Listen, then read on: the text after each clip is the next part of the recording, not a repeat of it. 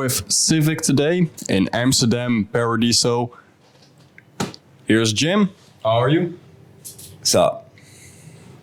And with Lewis as well. Hey, how you going? We're all good, man. So, Paradiso tonight. Yeah. How's it like for you guys being able to play at such a legendary venue? Well, it feels amazing. And also Lewis just pointed out to us on arrival that Nick Cave and the Bad Seeds played here back in the day. So that feels pretty special to be in the same walls that they've played. Yeah, I know, but also at Vera they played. What, Bad Seeds did? Yes. Did they? Yeah, they did. I don't know fucking anything about history. So good to see you guys again after your show in Faro, which was, I think, November 2023. It's already some time ago, but still great. You guys have been busy with touring. We have been. We've been on the road for 9 weeks, which has been pretty intense, but we keep going, don't we? Still here. We're still here.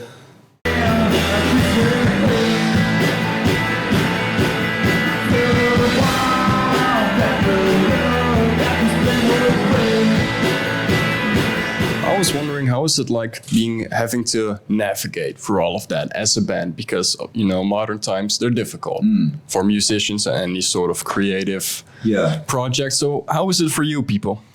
I think it's just about kind of, you know, planning as much as you can before you leave, right? Mm-hmm. It's like you got to have the routing planned. It's got to be as smooth as it can be before you leave, because when you're on the road, you don't have time for things to go wrong, but things always go wrong, you know, like, but we've been pretty good this time. No one's lost anything, have we? Oh, you did? Oh yeah, I did, yeah. But that was not from I got robbed. Where? That's in Madrid for my wallet and my phone, but I didn't get robbed. They pickpocketed me. I got robbed, but not like, they didn't get it off me. They just took it and I didn't know it was gone, you know? But I think it's just navigating, like, it's hard, like the cost of living and the cost of doing things in the world is just getting worse and harder and harder and harder to do, right? So it's like, I could bang on about the cost of touring and stuff like that, but it's more about, I think it's just about navigating, getting through it as a team and making sure it can go as smoothly as it can, and setting it up so you can continue to do it in a healthy way, which is hard, right? It's hard to navigate how to do this stuff healthily, mentally, physically, financially. We're also not really allowed to complain about. We're also really not allowed to complain about it ever, because you always have to be like, this is the best time of my life, which it is. I am having the best time, but it's funny because, you know, everyone's in not everyone, but everyone's in, you know, financial struggle right now, and that's just the way it goes, I guess. We've had a pretty good run this time, so I can't really complain. For sure.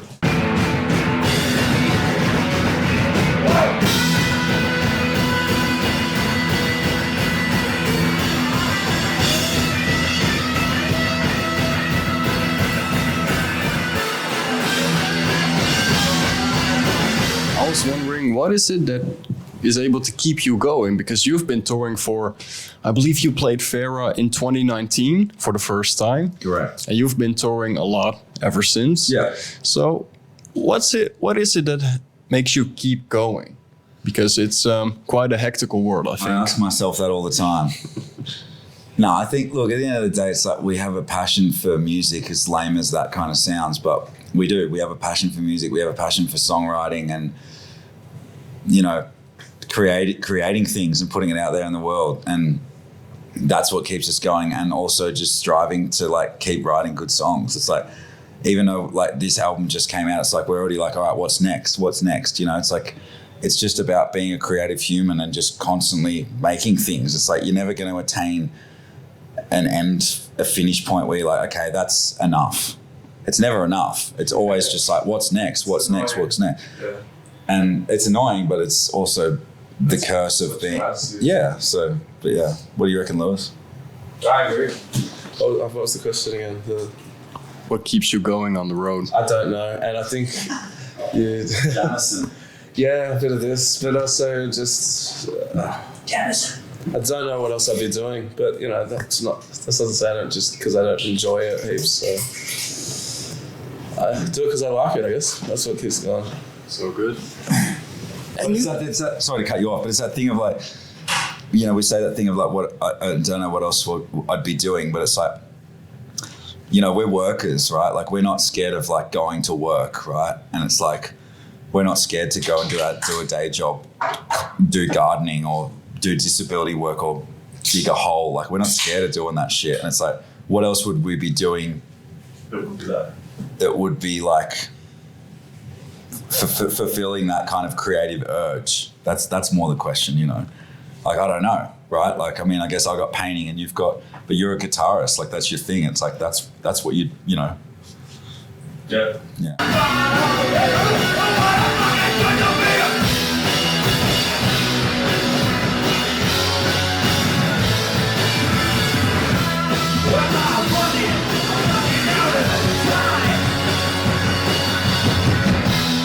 You said music being your passion. That's obviously great. I mean, that's for all of us. So how did it start out, music, with you, especially Jim? I mean, I just grew up with my father, same as you, what you were saying, just like showing me crucial bands like Bowie and Sabbath and, you know, just growing up around the record player and music and stuff. And I think it was just like, I don't know, it's one of those things though, it's like, I'm sure plenty of kids get brought up by their parents with music, but it doesn't always click with them. But I don't know, I always believed it. I don't remember a time where I didn't believe in music, you know? Like I always believed in it since day one. And I think like maybe that's like once again, a curse or a naivety or something, but it's something else for me. It's like another, I don't know, it belongs somewhere else and it's always has an importance for me. It takes you away. Yeah. Like David Bowie. It takes you away to somewhere else. Like, I don't know, David Bowie being an alien or fucking Ozzy being a druid or something. It's just like you believe that shit. You're like, yeah, is that what you mean by believing? That's what I mean. It's like, you know, it's like you run away with the idea and the fantasy and the story, and that's believable to me. You know, it's like. And I want to believe in it as much as like, you know, you wake up and get told one day that the Santa Claus isn't real and it pulls the rug out of that reality. But for some reason with music, it's like that never goes away. Because it's real. Because it is real. Like you invent it as creative and then you make it real. So that's the reality is we're playing here. So that's real. Yeah. It's not fucking Santa Claus or whatever. And I think that's what, you know, we talk about this creating, and we talked about this before about making records and creating a world. It's like that's what we intend to do. We intend to make music and create a world that somebody feels like they can walk into or be a part of while they're listening to it, you know.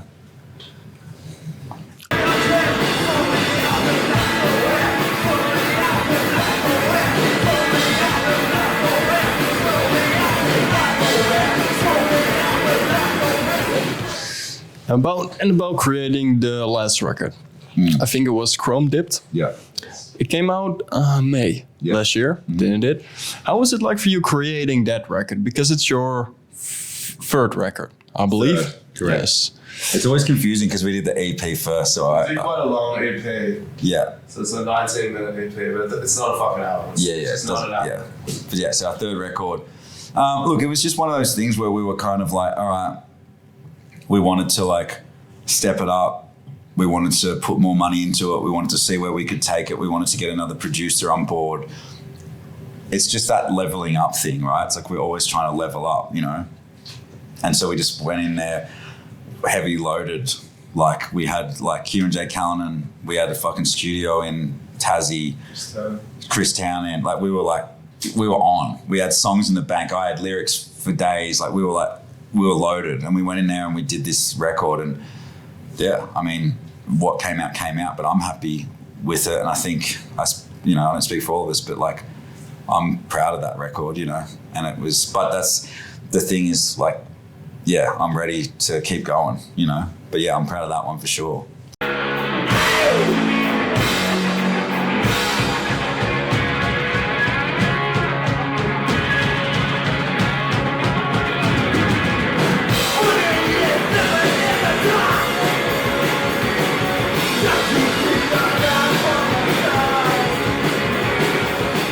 right, thank you. And how about you, Lewis? What was the phrasing of the question again? Well, I was wondering, what was it like creating this record for you? Oh, it was intense. It was more intense than I thought, but it was good. Like it kind of should be if you're trying to make an album like that. You know, you forget all these great albums of people just pulling their hair out, trying to get through it. You know, and we're pretty like efficient and all that, but still, it's just a lot of. It's work. It's just work. It's like that doesn't work. Take it back. Why isn't that working? That's a bad mix. Like, and being there and just day after day after day. I mean, that said, like this is pretty lightweight compared to a lot of the other records that get made and stuff. But we did like 6 days in a row. We're used to half a day and knocking the whole record out, or you know, one day really. So yeah, it was kind of intensive, you know. But it was, yeah, in the end, it's satisfying because I gave the okay on the last mix and I'm happy with the mastering and I like the tracks and we're still playing them, so I think it's good. Yeah.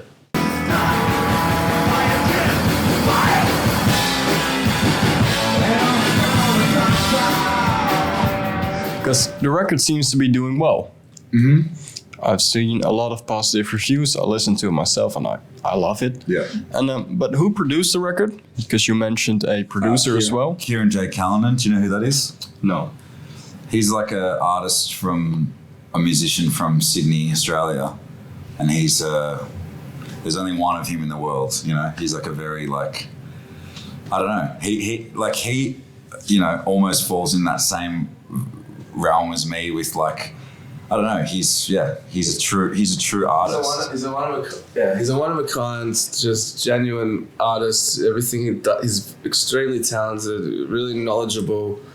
Wank. I hope he never sees this. But he believes the story. He believes the story more than ever. He's like Peter Pan. He's fucking flew off and never grew up. He's fully invested in the vision, and we needed someone just to shake shit up. And that. Yep. Got to check him out. I can't really explain him. Just look him up because he's fucking unreal. Yeah.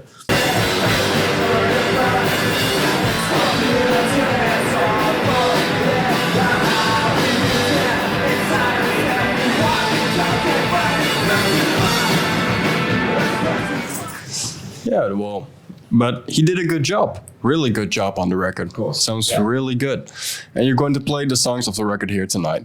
Yeah, I think we got most of the songs off the new. Yeah, about half the sets, our new songs, which was interesting learning how to navigate how to play them live because they're so different on the record. But, you know, our live set, as you know, you've seen, is very different to our records anyway. So it's a lot more intense. Live. Yeah. So it's a if you've listened to the record, which you have, it's a more intense version of that. But, you know, we just can't step away from being hardcore kids, I guess. So our set always ends up being like a punch in the face. Like we don't know really how to play.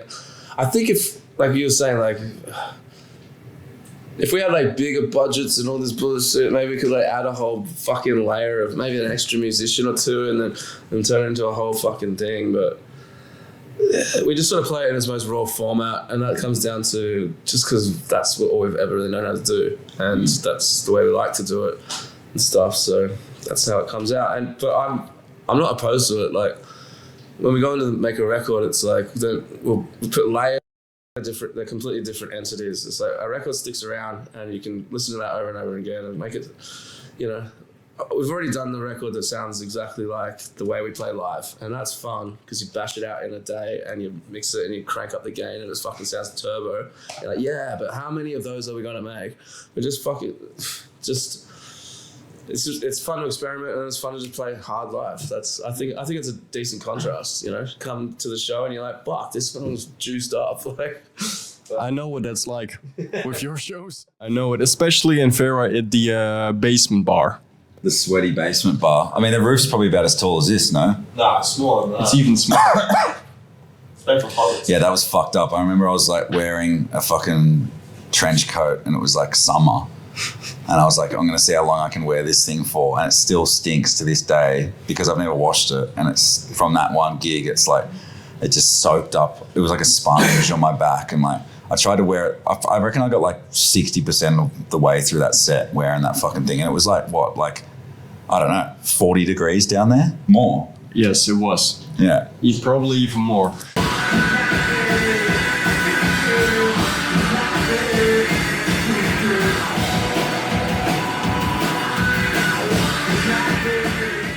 And I remember at the show, I don't think that any of you guys even saw this happen, but I was there with, I think, 2 or 3 friends of mine, and they were obviously moshing and moving and all of that stuff, but one of them decided to go crowd surfing. I remember him just getting pushed up against the ceiling. He was just stuck there. He was getting squashed. Yeah, he was getting squashed up the ceiling. Yeah. And it was awesome. But then, well, that's the thing. Like, I don't know. Like, I don't know how often. I mean, I know Vera downstage is probably like you probably have crazy gigs there all the time, but like even more crazy people down there. It just felt fun, right? Like, Yeah. But yeah, good times. Chaos. Yeah, I don't know. It's something about like an element of just like being underground always brings out the feral in people as well. Like when you're like sub fucking. When you're like, it's like, I don't know, you know what I mean? It's like everyone's fucking underground, and Yeah, it's a different energy. It's a little hideaway. Yeah, it's dark. a bit. It's like 6 feet under kind of shit. It's cool. Yeah, but it's also a bit more personal, like you're that close to the people with the fans. Yeah.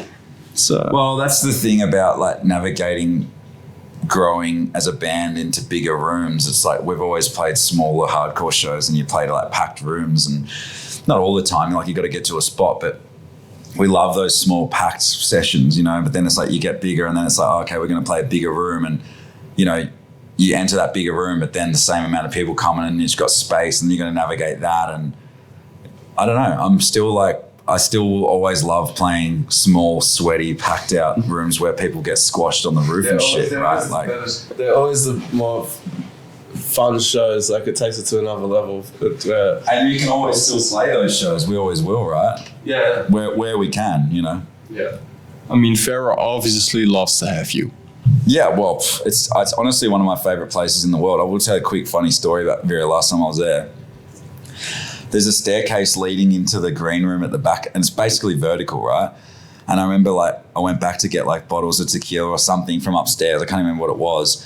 And I was coming back down the stairs, and like I had my boots on, and I fucking slipped. And I just had these 2 bottles of tequila in my hand, and I was just like, and like got fucked. Remember that bruise on my hip? I got fucked up, like falling down the staircase, and I got to the bottom, and everyone was like, "Fuck, you all right?" And I was like, "The bottles of tequila are all right." Like, so yeah, fucking dangerous joint, but yeah, beautiful place and special, and lots of memories, and yeah, it's great.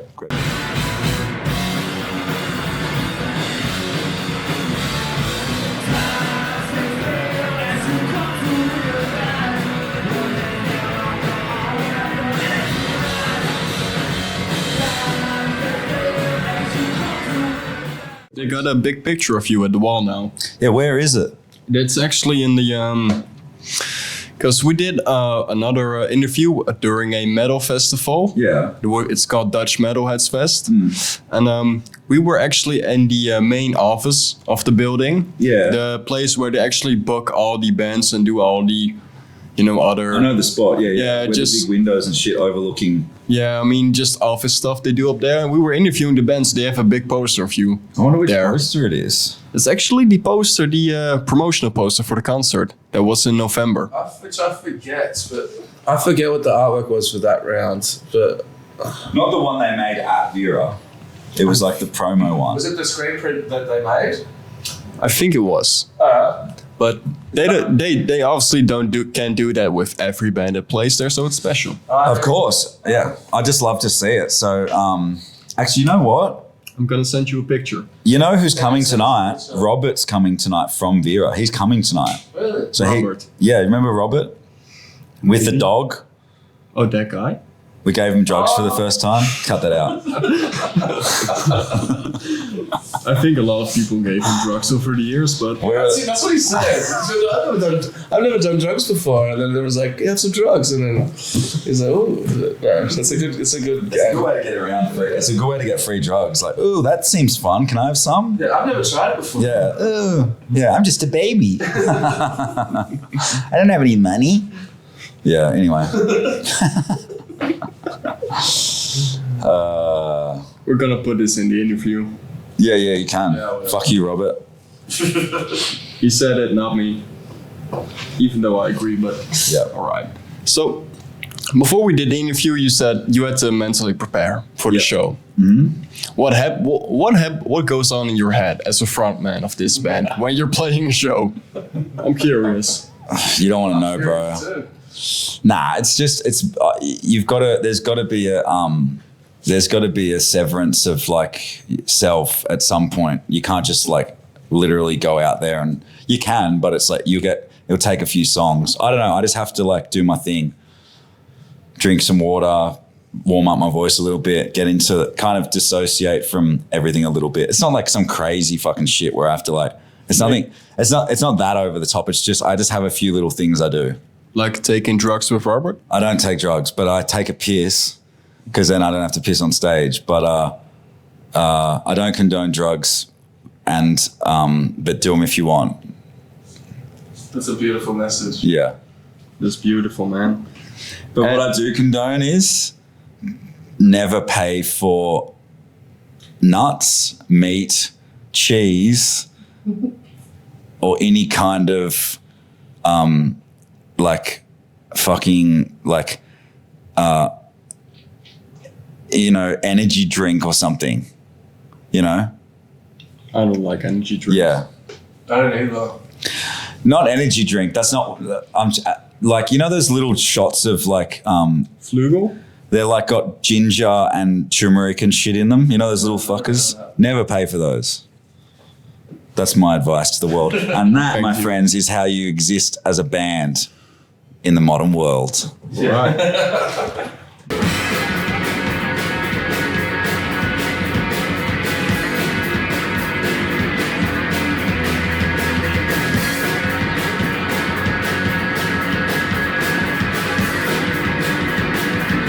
And now here comes the last question. It's probably one of the most ancient questions ever in music history.